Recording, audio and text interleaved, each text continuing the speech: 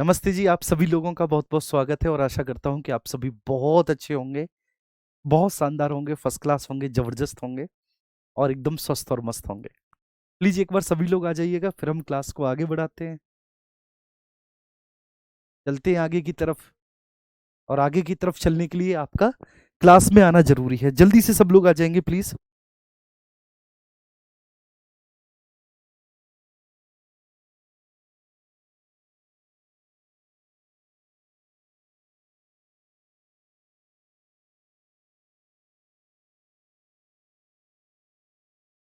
अंजलि कुशवाहा हैं, नवीन सरपंच हैं, आशु चौधरी जी हैं, कंचन गौतम है। आप सभी का बहुत-बहुत स्वागत है। सभी लोग क्लास में आ जाएँगे। मैं बहुत अच्छा हूँ और उम्मीद करता हूँ कि आप सब लोग भी बहुत अच्छे होंगे। जी। जल्दी से प्लीज़ आप क्लास पे आएँगे और फिर हम क्लास को स्टार्ट करते हैं। अंबादास सागर जी कैसे हैं आप?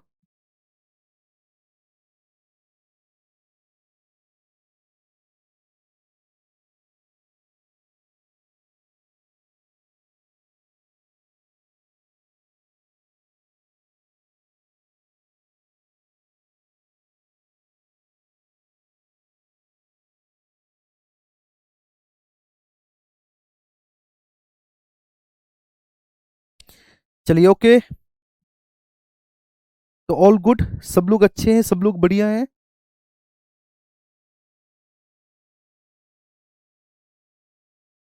जी, ठीक है, मैं बहुत अच्छा हूँ, मैं बहुत शानदार हूँ और उम्मीद करता हूँ कि आप सब लोग भी बहुत ही शानदार होंगे, आप सब लोग भी ठीक है, बहुत अच्छे होंगे।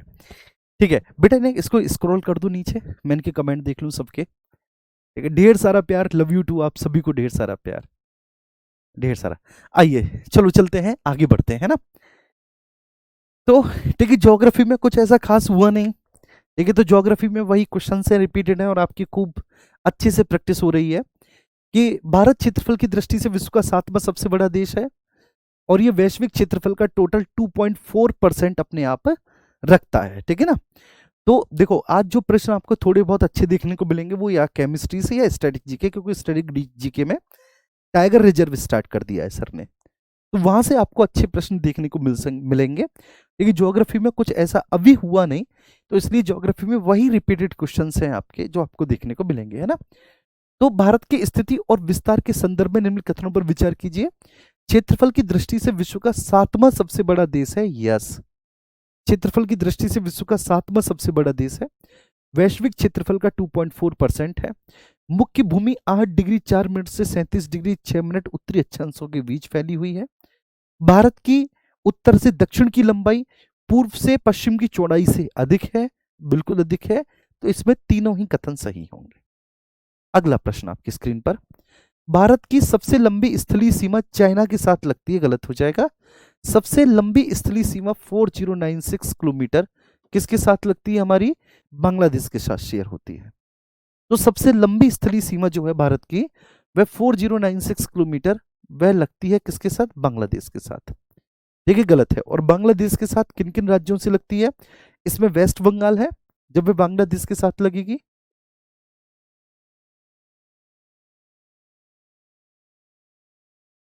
जब बांग्लादेश के साथ लगेगी, ठीक है, तो वेस्ट बंगाल है, पश्चिम बंगाल है, इसमें असम है,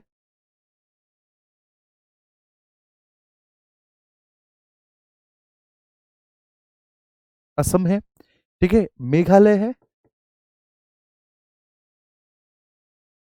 मेघालय है, और इसमें दो स्टेट और हैं, एक त्रिपुरा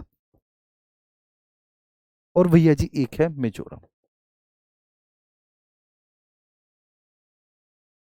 एक है मिजोरम, त्रिपुरा और मिजोरम, ठीक है।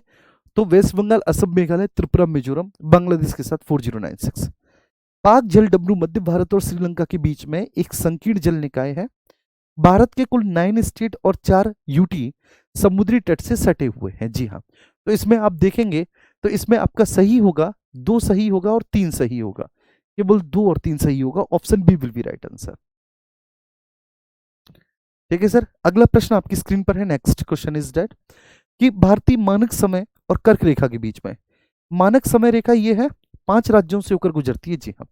5 राज्य कौन कौन से हैं? तो सबसे पहले तो उत्तर प्रदेश, उत्तर प्रदेश की मिर्जापुर, नैनी, ठीक है, मैं ऐसे बोलता हूँ उत्तर प्रदेश।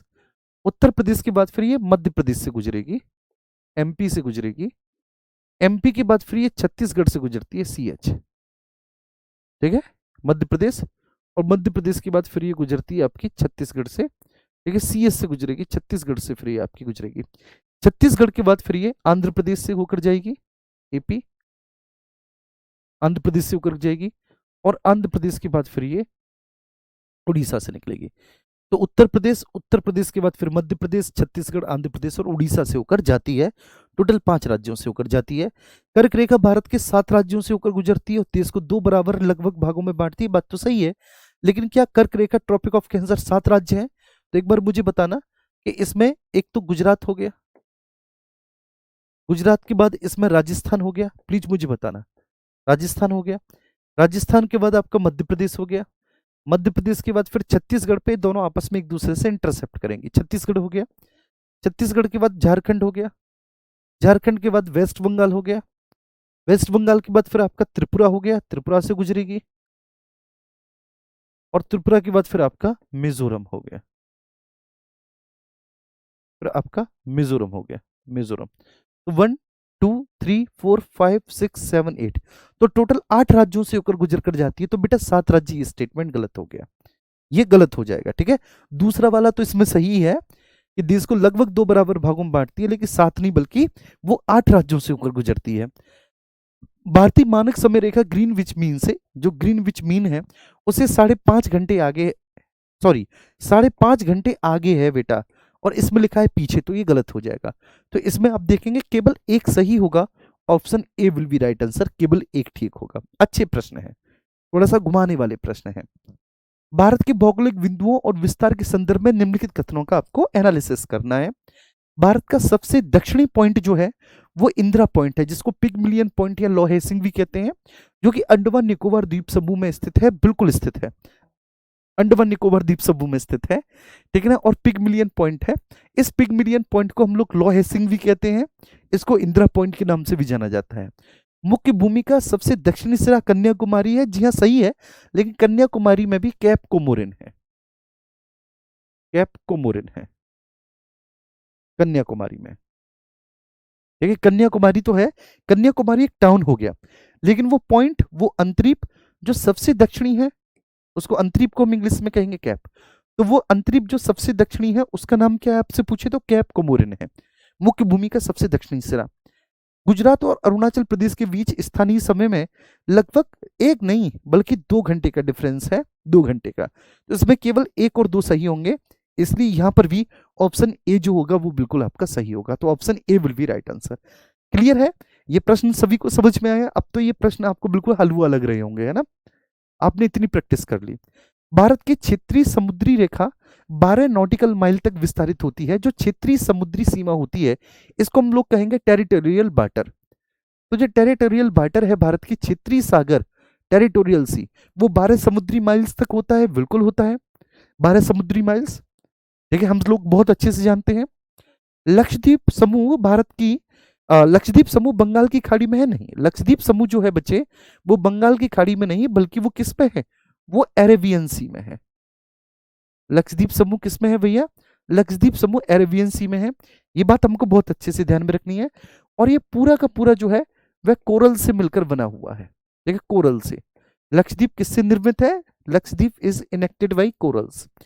अंडमान और निकोबार द्वीप समूह म्यांमार के कोको आइलैंड के पास में है, बिल्कुल, जो कि म्यांमार के कोको आइलैंड से कोको चैनल के द्वारा अलग है, कोको चैनल के द्वारा पृथक है। देखिए ये पूरा मैंने फिगर आपको बताया था, देखिए आपको शायद याद होगा, नहीं बताया तो एक बार फिर से आप समझ लीजिए। देखिए यहां पर है आपका ऐसे कोको चैनल, ये समझना बच्चे, ये कोको चैनल है, ये कोको चैनल है, इसके ऊपर म्यांमार का कोको आइलैंड है।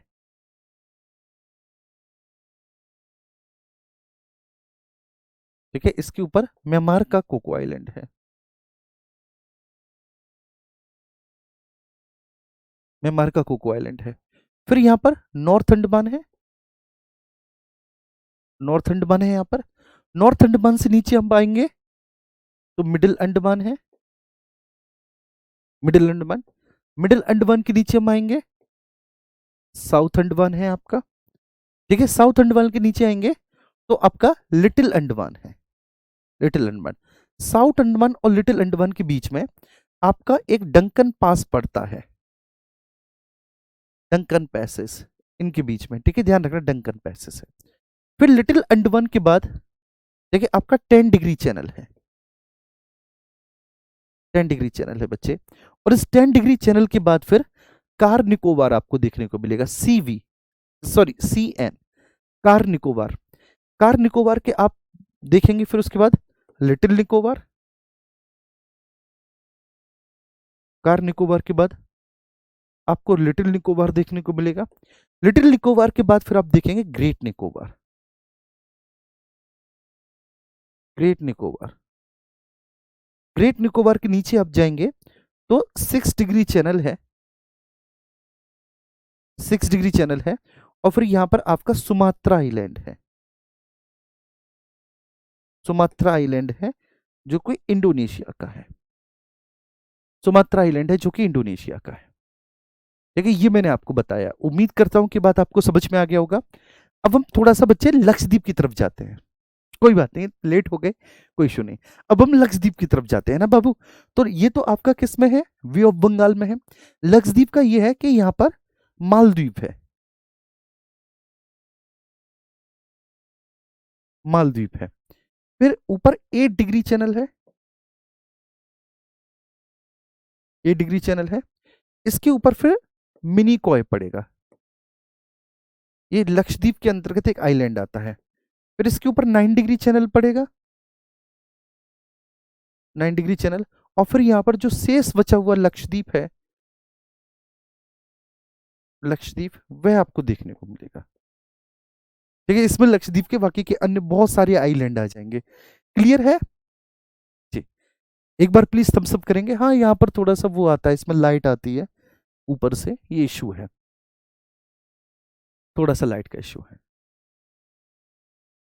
यस, एक बार प्लीज थम्स अप करेंगे। तो ये मैंने सारी बातें आपको बता दी, और आई डोंट थिंक सो, मतलब ये आपका सोने पे सुहागा है।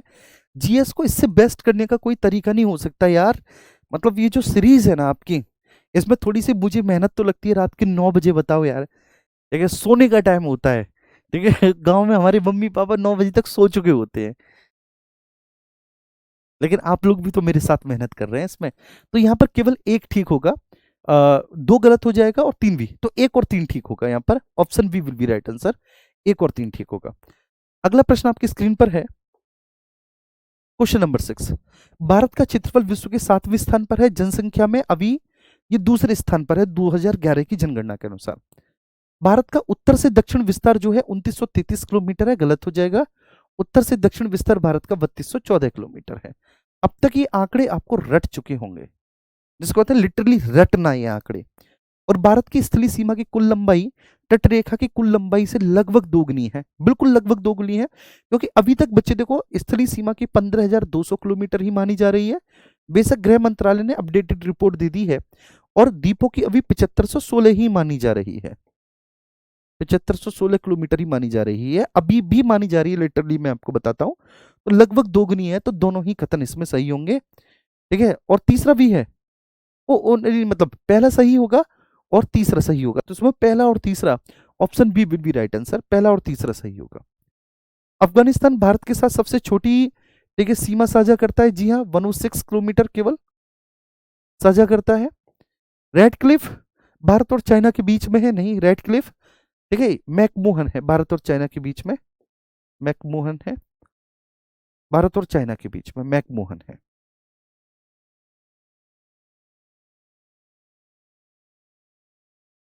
मैकमोहन है भारत और चाइना के बीच।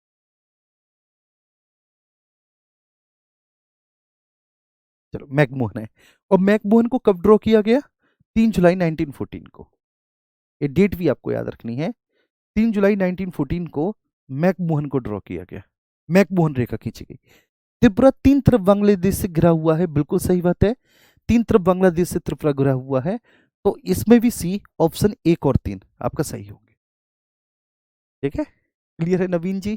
थैंक यू भाई।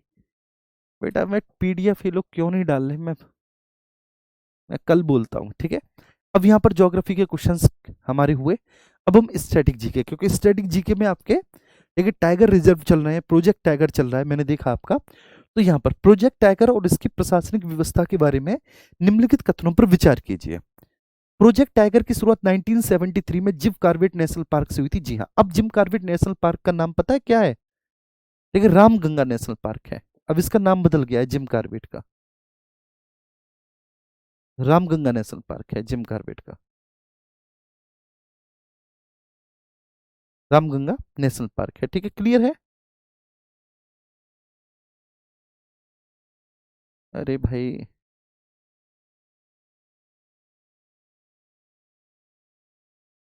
रामगंगा नेशनल पार्क है, जिम कॉर्बेट का जो नाम है। तो प्रोजेक्ट टाइगर की शुरुआत 1973 में हुई थी, जिम कॉर्बेट नेशनल पार्क से हुई थी, बिल्कुल सही बात है। रामगंगा नेशनल पार्क है, ठीक है, अब इसका नाम, और जिम कॉर्बेट से भी पहले इसका नाम हेली हुआ करता था, ठीक है, लव यू टू बेटा। इससे भी पहले क्या हुआ करता था? हेली। इसके बाद राष्ट्रीय बाघ संरक्षण प्राधिकरण एनटीसीए, जो बाघों की रिपोर्ट जारी करता है, उनके संरक्षण और उनके कंजर्वेशन और उनके एनहांसमेंट का काम करता है। राष्ट्रीय बाघ संरक्षण प्राधिकरण एनटीसीए, ये एक, ठीक है, स्टैच्यूटरी बॉडी है, एक वैधानिक निकाय है जो बाघों के संरक्षण की निगरानी करता है, बिल्कुल सही बात है। भारत में बाघों की जो वर्तमान संख्या है 2025 तक जो लास्ट डेटा है उसके अनुसार 3682 है, बिल्कुल, जो कि पूरे विश्व की आबादी का 75% है। मतलब विश्व में जितने भी टाइगर पाए जा रहे हैं उनका 75% भारत में पाए जा रहे हैं, जिनकी संख्या 3682 है। तो आप 1, 2 और 3 यहाँ पर तीनों ही बिल्कुल सही होंगे। D will be right answer, तीनों ही सही होंगे, तीनों ही सही होंगे, ठीक है। एक बार आप देख लेंगे और एक बार थम्स अप करेंगे, इस डेटा को आप पूरे को आप याद करेंगे, ये डेटा आप लोगों के लिए बहुत जरूरी है, इसे याद करना।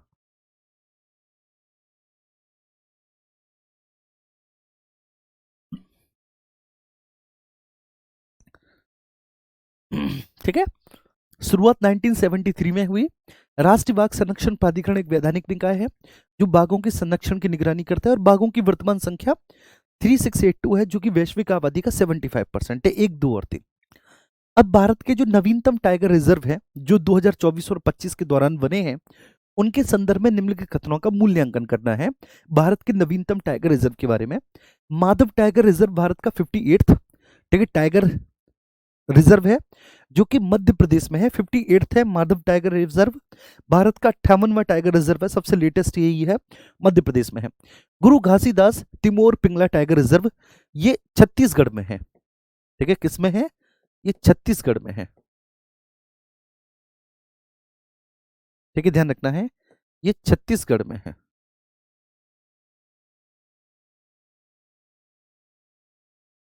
छत्तीसगढ़ में स्थित है। गुरु घासीदास तिमोर पंगला टाइगर रिजर्व छत्तीसगढ़ में है। रातापानी टाइगर रिजर्व को 2024 में 57 में टाइगर रिजर्व के रूप में मान्यता दी गई थी, बिल्कुल सही बात है, ठीक है। तो यहाँ पर 1 और 3 सही होगा, option C will be right answer. Ratapani tiger reserve जो है इसको 57th टाइगर रिजर्व के रूप में इसको मान्यता दी गई थी, 2024 में दी गई थी रातापानी। अब मैं आपसे पूछता हूँ कि रातापानी टाइगर रिजर्व है कहाँ पर, मुझे बताएंगे।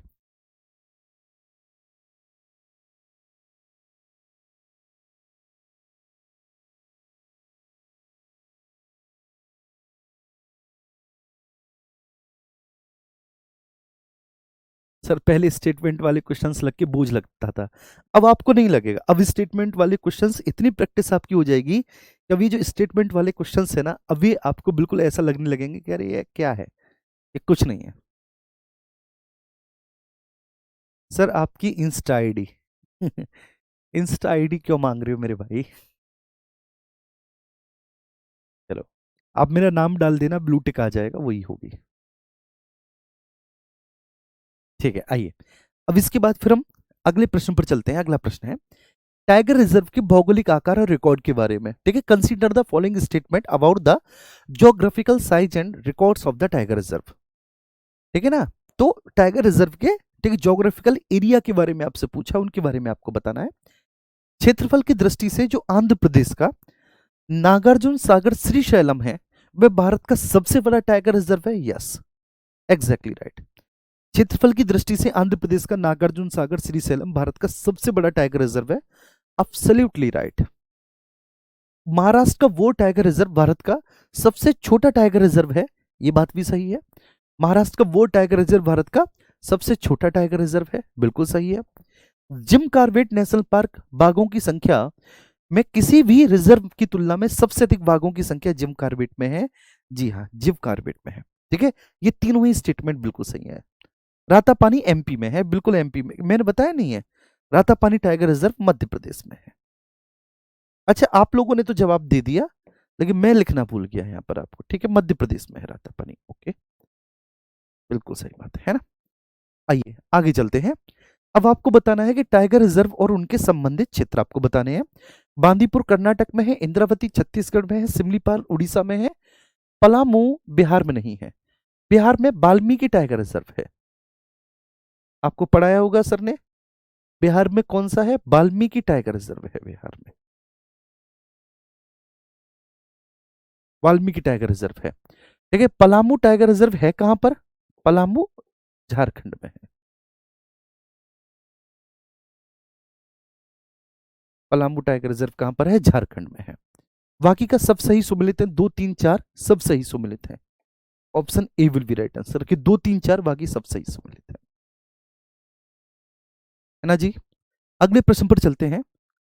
बाघ अभयारण्यों के प्रबंधन और कोर बफर रणनीति के बारे में निम्नलिखित कथनों पर विचार कीजिए। ठीक है, consider the statement about the management of tiger reserve and core buffer strategy. Core zone जो होता है किसी भी टाइगर रिजर्व में, उसमें जो ह्यूमन हस्तक्षेप होता है, जो मानवीय गतिविधियां होती हैं, ह्यूमन इंटरवेंशन पूरी तरह से रिस्ट्रिक्टेड होता है और ये केवल टाइगर्स के लिए होता है कोर जोन। यस।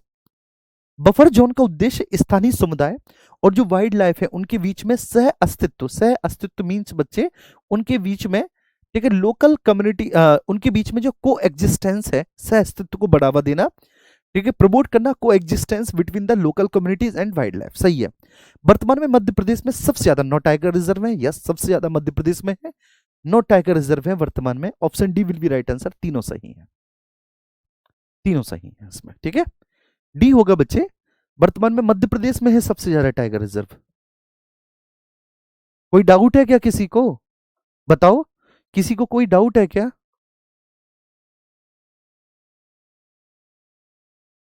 हाँ, पलामू टाइगर रिजर्व झारखंड में है और बिहार में वाल्मीकि टाइगर रिजर्व है बिहार में।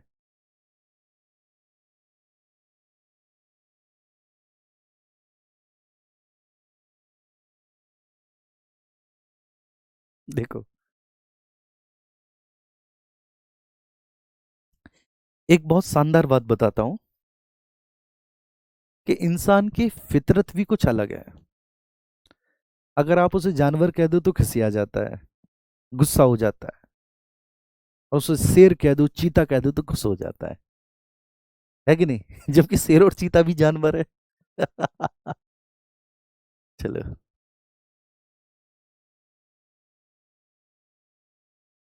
नेक्स्ट अगला। रणथंभौर और सरिस्का राजस्थान के दो सबसे पुराने टाइगर रिजर्व है। यस। देखिए, रामगढ़ विस्तारी को हाल ही के वर्षों में राजस्थान के 4th टाइगर रिजर्व के रूप में मान्यता मिली है। धौलपुर करौली राजस्थान का नवीनतम है और भारत का 55वां टाइगर रिजर्व है। तीनों ही सही है, तीनों ही सही है। देखिए, रणथंभौर सरिस्का राजस्थान के दो सबसे पुराने हैं। रामगढ़ विस्तारी को हाल ही के वर्षों में राजस्थान का 4th टाइगर रिजर्व के रूप में शामिल किया गया है। धौलपुर करौली राजस्थान का नवीनतम और भारत का 55वां टाइगर रिजर्व है। अगला, पूर्वोत्तर भारत के टाइगर रिजर्व के बारे में आपको, ठीक है, पूछना है। पूर्वोत्तर भारत का नामदफा अरुणाचल प्रदेश में है। दुनिया के सबसे ऊंचे टाइगर हैबिटेट में से एक है नामदफा। नामदफा टाइगर रिजर्व अरुणाचल प्रदेश में है और ये दुनिया के सबसे ऊंचे टाइगर रिजर्व में से एक है। ठीक है, अब देखो मैं आपको बता दे रहा हूं, कल तो क्लास नहीं होगी, मंडे को जो है जितने भी टाइगर रिजर्व आपके सर ने कराए हैं, देखिए एक बार उनका रिवीजन मैं करवा दूंगा टाइगर रिजर्वों का, और मंडे को टाइगर रिजर्व से प्रश्न होंगे। मंडे को ज्योग्राफी से कोई प्रश्न नहीं होगा। ठीक है, मंडे को ध्यान रखना, पॉलिटी अभी आपकी चल नहीं रही है। देखिए, आपकी मैडम को जो है ना बेबी बॉय हुआ है, पारुल मैम को, बहुत खुशी की बात है। तो ये खुशखबरी मैंने आपको बता दी। और अगली बात क्या है कि केमिस्ट्री से होगा। ठीक है, तो मैं स्टैटिक जीके के प्रश्न मंडे को बढ़ा दूंगा इसमें। ठीक है ना, बढ़ा दूंगा।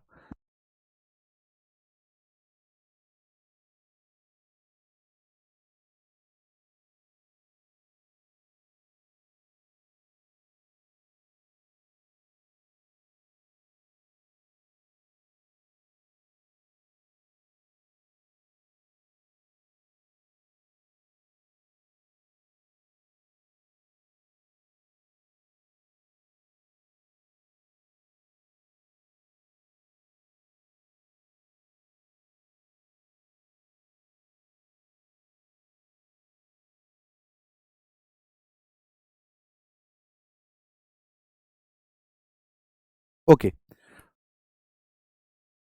ठीक है, आइए यहां पर आएंगे। तो नामदफा टाइगर रिजर्व अरुणाचल प्रदेश में है, दुनिया के सबसे ऊंचे टाइगर हैबिटेट में से एक है ये। अच्छा, हिस्ट्री स्टार्ट हो गई, ठीक है, तो फिर हम ठीक है हिस्ट्री कराने लग जाएंगे। मानस टाइगर रिजर्व असम में है, और ये भूटान के रॉयल मानस नेशनल पार्क के साथ अपनी सीमा साझा करता है, बिल्कुल सही बात है। मानस टाइगर रिजर्व असम में है, और ये जो भूटान का रॉयल मानस टाइगर रिजर्व है उसके साथ ये डम्फा मिजोरम में है। डम्फा टाइगर रिजर्व बिल्कुल मिजोरम में है। तो एक, दो और तीन, यहां पर भी तीनों आपके बिल्कुल सही होंगे। अब अगला प्रश्न आपका केमिस्ट्री से है, इस प्रश्न को अच्छे से पढ़ेंगे सब लोग।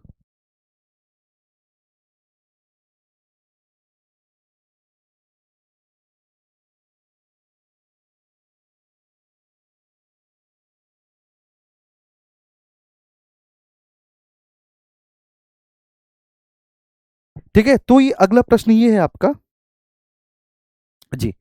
अगला प्रश्न ये है आपका कि क्वेश्चन नंबर 1, ठीक है, और ये प्रश्न आपका केमिस्ट्री से है जी, केमिस्ट्री से है। नहीं, मंडे टू फ्राइडे ही होगी क्लास। अब ये केमिस्ट्री से है, इस प्रश्न को आप बहुत अच्छे से देखेंगे सब लोग। ठीक है, प्रश्न आपसे पूछा है, तत्वों और यौगिकों की विशेषताओं के बारे में निम्नलिखित कथनों पर विचार कीजिए। ठीक है, तत्व और उनकी विशेषता। Consider the following statement about the characteristics of elements and ठीक है कंपाउंड्स। एक तत्व केवल एक ही प्रकार के परमाणुओं से मिलकर बना होता है। ठीक है, एक तत्व केवल एक ही प्रकार के परमाणुओं से मिलकर बना होता है, और इसे सरल पदार्थों में नहीं तोड़ा जा सकता, बिल्कुल सही बात है। देखिए, एक एलिमेंट जो होता है वो केवल एक ही प्रकार के परमाणुओं से, समान प्रकार के परमाणुओं से मिलकर तत्व का निर्माण होता है। एक कंपाउंड के गुण इसके घटक गुणों के समान होते हैं नहीं, गलत। जैसे कि मान के चलिए 2H2 प्लस O2 और इससे बना 2H2O। तो पानी क्या है? कंपाउंड है, पानी एक यौगिक है। पानी किससे बना? हाइड्रोजन ऑक्सीजन से। अब हाइड्रोजन हाईली इन्फ्लेमेबल है, ऑक्सीजन जो है वो जलाने में सहायक है, और जबकि पानी का नेचर इनसे अलग है। देखिए, पानी बुझाता है, देखिए पानी का काम आग को बुझाना है, और ये दोनों जलाने वाले हैं। देखिए, दोनों जलाने, एक तो खुद ज्वलनशील है, दूसरी जलाने वाली है, पानी बुझाने वाला है। तो यौगिक में क्रियाकारक के गुणधर्म, जो रिएक्टेंट्स होते हैं, उनकी प्रॉपर्टी बदल जाती है। गलत हो गया। यौगिकों का रासायनिक सूत्र निश्चित होता है, और उनके जो घटक होते हैं वो हमेशा एक निश्चित द्रव्यमान अनुपात में होते हैं। मतलब यस, यौगिकों में हमेशा एक निश्चित रासायनिक संयोजन होता है, एक सर्टेन केमिकल बॉन्ड होता है या कंपोजिशन होता है। एक सर्टेन केमिकल, एक निश्चित रासायनिक संयोजन, एक सर्टेन केमिकल कंपोजिशन होता है, एक सर्टेन केमिकल कंपोजिशन होता है हमेशा। इस बात को ध्यान रखना, एक निश्चित रासायनिक संयोजन होता है यौगिक में। तो एक और तीन जो होंगे वो आपके बिल्कुल सही होंगे। Option C will be right answer, एक और सी। अगले प्रश्न पर चलेंगे। ठीक है, पीतल। ठीक है, पीतल आपको पता है, पीतल जी, पीतल आपको पता है कि पीतल मिश्र धातु है, मिश्र धातु। अभी जो एक दो बार आप मैं थोड़ा सा पीछे हुआ, लेकिन वो इसलिए क्योंकि आज थोड़ा सा इंटरनेट प्रॉब्लम कर रहा है। तो जो स्ट्रीमर है भैया वो बार बार पूछ रहा है, सर कोई प्रॉब्लम तो नहीं? मैंने कहा नहीं, इट्स ओके, सब कुछ ठीक है। तो अब यहाँ पर मिश्रणों के प्रकार, उनके गुणों के संदर्भ में आपको बताना है। पीतल व्रास, व्रास तांबे और जस्ते का एक समांगी मिश्रण है, मतलब होमोजीनियस मिक्सचर है। ठीक है, पीतल व्रास इज अ ठीक है मिश्र धातु। मिश्र धातु हमेशा समांगी मिश्रण होगा, ये ध्यान रखना। मिश्र धातु हमेशा एक होमोजीनियस मिक्सचर होगा, मिश्र धातु हमेशा होमोजीनियस मिक्सचर होगा। ठीक है, ये ध्यान रखना, हमेशा होमोजीनियस मिक्सचर होगा। Is that clear? तो पीतल जो है, पीतल मिश्र धातु है। ठीक है, कोई भी आप मिश्र धातु ले लो, उसको समांगी मिश्रण माना जाता है, होमोजीनियस मिक्सचर माना जाता है। वायु विभिन्न गैसों का एक विषमांगी मिश्रण है। गलत मेरे प्यारे बच्चे, वायु को भी, ये ध्यान रखना, एयर को भी ठीक है हम होमोजीनियस मिक्सचर मानते हैं, एयर को भी होमोजीनियस मिक्सचर मानते हैं। बेशक वो आपको कितना भी समझाने की कोशिश करे कि जो आपकी एयर होती है, एयर होमोजीनियस मिक्सचर नहीं होती, हेटेरोजीनियस मिक्सचर होती है, क्योंकि इसमें धूल के कण और जलवाष्प होते हैं, इसलिए एयर हेटेरोजीनियस मिक्सचर है। आप मत मानना, नहीं, आपको नहीं मानना, आपको कहना है एयर जो है वह होमोजीनियस मिक्सचर है, होमोजीनियस मिक्सचर है जो एयर है। बात समझ में आ रही है? क्यों? क्योंकि इसमें नाइट्रोजन 78%, इसमें ऑक्सीजन 21%, ठीक है ना, इसमें आर्गन 0.93%, कार्बन डाइऑक्साइड 0.03%। बेशक इनकी मात्रा अलग अलग है, लेकिन ये आपस में एक दूसरे से घुली हुई होती हैं। देखिए, अगर हम मिश्रण के घटकों को फिल्ट्रेशन या वाष्पीकरण जैसी भौतिक विधि से अलग करें तो ये अलग हो जाते हैं, बिल्कुल हो जाते हैं। मिश्रण की यही सबसे बड़ी विशेषता है कि मिश्रण को हम भौतिक विधियों से अलग कर सकते हैं, फिजिकल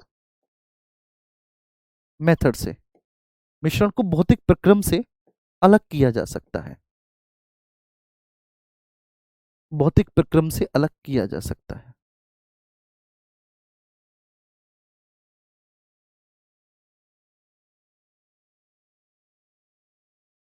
मिश्रण को हम भौतिक प्रक्रम से अलग कर सकते हैं। ठीक है, क्लियर है। तो अब यहां पर देखेंगे एक और तीन, एक और तीन आपका सही है, सी विल बी राइट आंसर, एक और तीन। कोलाइडल, ठीक है, कोलाइड समाधान और टिंडल इफेक्ट बोला है। Consider the following statement about colloidal solution and the Tyndall effect. Colloidal, ठीक है, आप सभी को पता है Tyndall effect is also a best example of colloidal effect या कोलाइडल। तो टिंडल प्रभाव जो होता है वो लाइट के स्कैटरिंग की वह घटना है जो कोलाइडल कणों के द्वारा प्रदर्शित हो जाती है, बिल्कुल, ठीक है। कोलाइडल का मतलब होता है कोलाइडल और, ठीक है, आपका ये ध्यान रखना, निलंबन सॉल्यूशन और कोलाइडल सॉल्यूशन ये दोनों आपके हेटेरोजीनियस मिक्सचर में आते हैं। मिश्रण दो प्रकार का, समांगी विषमांगी, समांगी होमोजीनियस, विषमांगी हेटेरोजीनियस। होमोजीनियस समांगी मिश्रण में, देखिए, आपके सत्य विलयन आते हैं, ट्रू सॉल्यूशन आता है। ट्रू सॉल्यूशन में क्या होता है, ये ध्यान रखना आप लोग, एक बात ध्यान रखना मेरे प्यारे बच्चे, ठीक है ना, सॉल्यूशन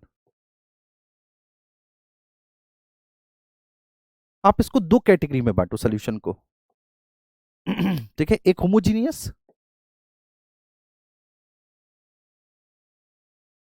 और दूसरा हेटेरोजीनियस।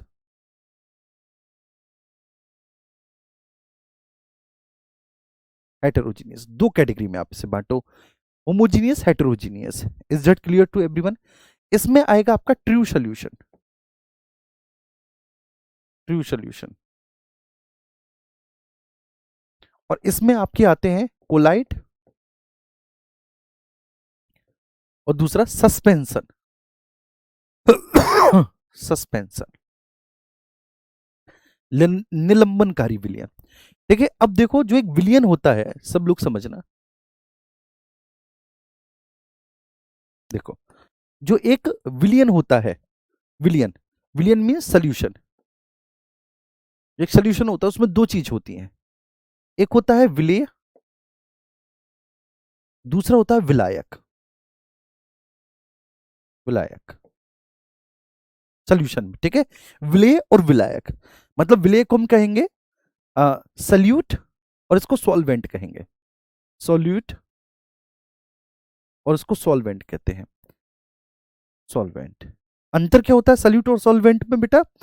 अंतर ये होता है, देखो, जो घोला जाए वो विलेय और जिसमें घोला जाए वो विलायक। जो घोला जाए वो विलेय, जिसमें घोला जाए विलायक। जैसे पानी में चीनी घोला जाए तो चीनी विलेय, पानी विलायक। पानी में स्याही घोली जाए, स्याही विलेय, पानी विलायक। पानी में नमक घोला जाए, नमक विलेय और विलायक। तो जहां पर विलेय के कणों का आकार, साइज, जहां पर विलेय के कणों का आकार 1 एंगस्ट्रॉम से कम होता है, 1 एंगस्ट्रॉम मीन्स 10⁻⁻10 मीटर, 1 एंगस्ट्रॉम से कम होता है, उसको ट्रू सोल्यूशन कहते हैं। उसको क्या बोलते हैं? ट्रू सोल्यूशन बोलते हैं। कोलाइट जहां पर 1 एंगस्ट्रॉम से अधिक हो बच्चे, 1 एंगस्ट्रॉम से अधिक हो और 10 एंगस्ट्रॉम से कम हो, 10 एंगस्ट्रॉम से कम हो कोलाइट। और जहां पर विलेय के कणों का आकार 10 एंगस्ट्रॉम से अधिक हो, 10 एंगस्ट्रॉम से अधिक हो, उसको सस्पेंशन सोल्यूशन बोलते हैं। क्या मेरी बात सभी को समझ में आ रही है? Is that clear to everyone? हाँ या ना? सब लोग बताएंगे मुझे।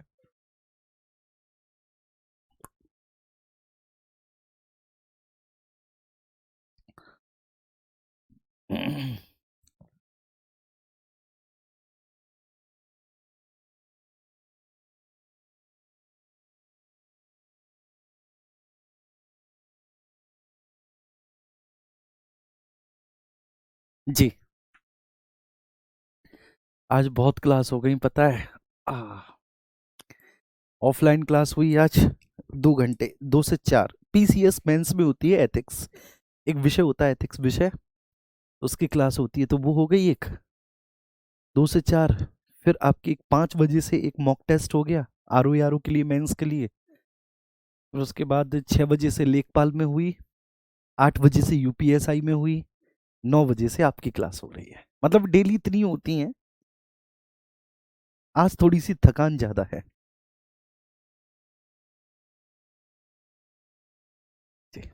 क्लियर है? समझ में आया बच्चे? बहुत अच्छे। ठीक है ना, जिसकी मात्रा कम है वो सल्यूट, जिसकी ज्यादा है वो सॉल्वेंट। ये सोल्यूशन है। तो अब आएंगे, ठीक है, अपने प्रश्न पर है। प्रश्न को देखेंगे। दूध और रक्त कोलाइड मिश्रण के उदाहरण है। यस, ठीक है, मिल्क एंड ब्लड। कोलाइड कणों को सामान्य फिल्टर पेपर के द्वारा आसानी से अलग नहीं किया जा सकता।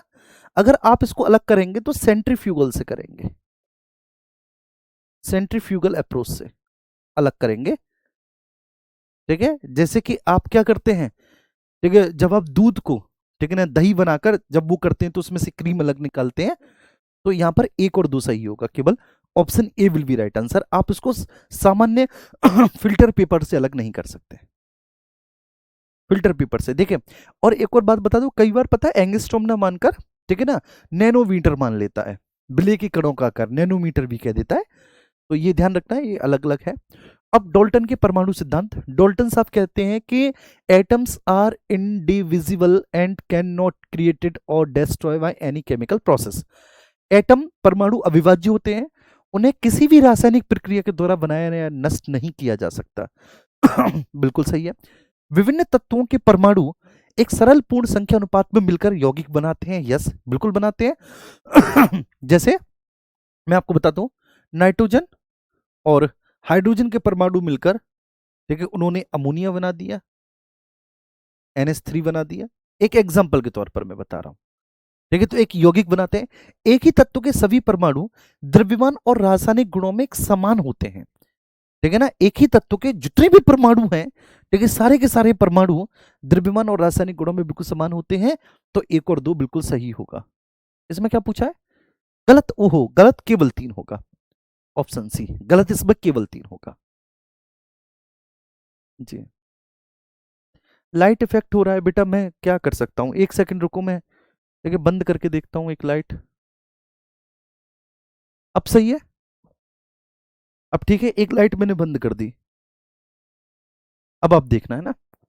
अगले प्रश्न पर आते हैं।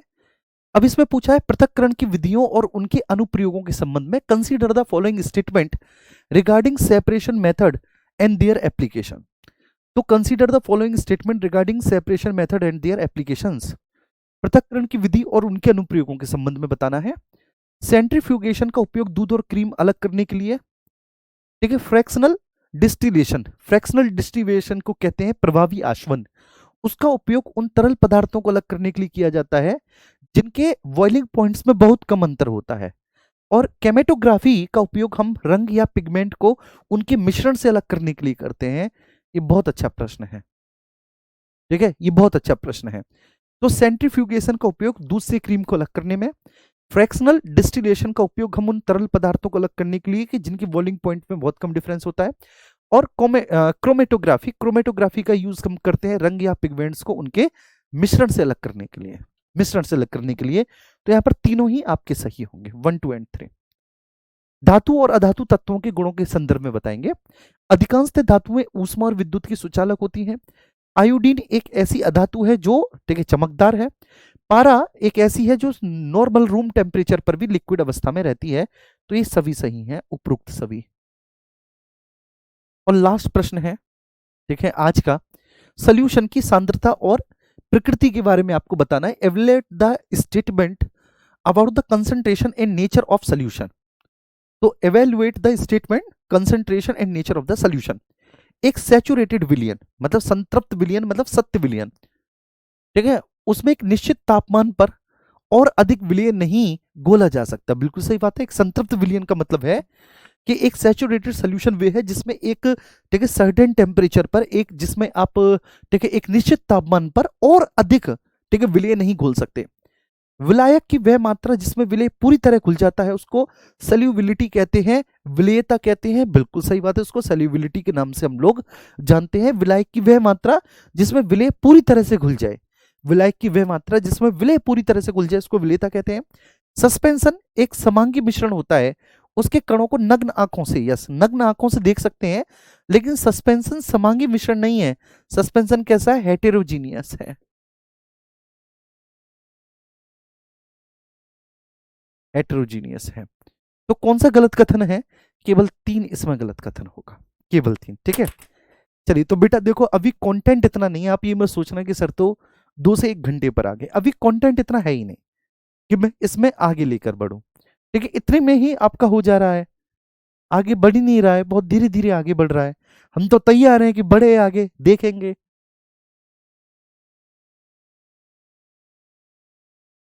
जी, ठीक है, थैंक यू, गुड नाइट। आप लोग अपना ख्याल रखो, बहुत अच्छे से रहो। कंपाउंड और मिक्सचर को फिर मैं मंडे को करूंगा अच्छे से एक्सप्लेन, ठीक है। ठीक है ब्रजेश, मैं मंडे से करूंगा, है ना, कर दूंगा मैं अच्छे से। जिस भी टॉपिक में आपको कोई भी प्रॉब्लम आए मुझसे कह सकते हैं, मैं उसे विस्तार से एक्सप्लेनेशन करके पढ़ा दूंगा। थैंक यू जी, थैंक यू सो मच।